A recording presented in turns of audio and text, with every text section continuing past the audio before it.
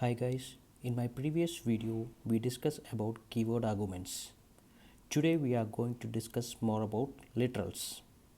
A literal is a data whose value are determined by literal itself. Example 523, it's a literal because its value is determined. Letter C, it can be the symbol of the speed of light, or it can be a constant of integration, or even the length of hypotenuse in Pythagorean theorem. So symbol C is not a literal. Next we are going to check some examples for string, integer and float. First one is string, second one is integer, and the third one is float. Integers are numbers that not containing the fractional parts, and floats are the numbers that contain the fractional parts. Let's check the outputs. Press F5. OK. First one is string, the second one is integer, and the third one is floats.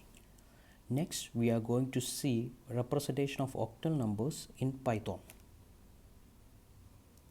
Print 0 followed by letter O, then number that we need to convert.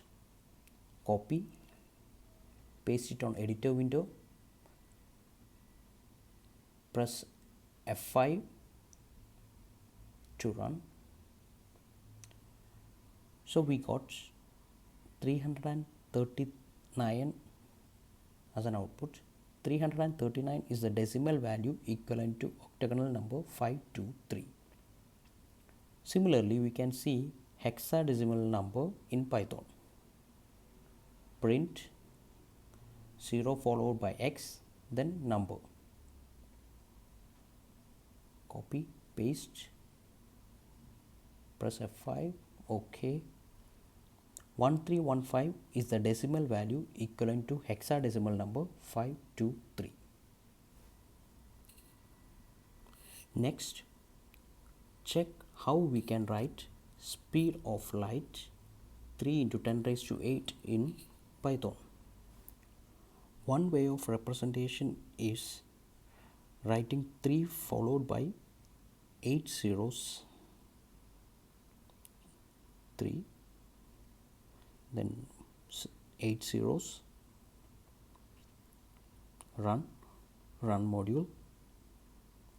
Okay, so we got output as 3 followed by 8 zeros. To avoid writing out so many zeros, we can simply write as 3, letter E and 8. E is known as exponent. So we got the similar outputs. E we can write even in small case letter also. We got the similar outputs. The value after the E has to be an integer. Check the output of this code. Copy, paste it on editor window, run. We got output as 5 exponent value, then minus 0.7. That means 5 into 10 raised to minus 7. Next, we are going to check how we can write Planck's constant in Python. We know Planck's constant is 6.62607 into 10 raised to minus 34.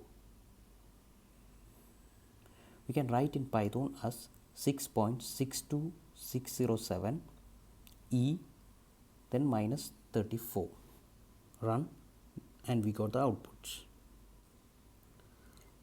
The Boolean data type is either true or false. True denotes 1 and false denotes 0.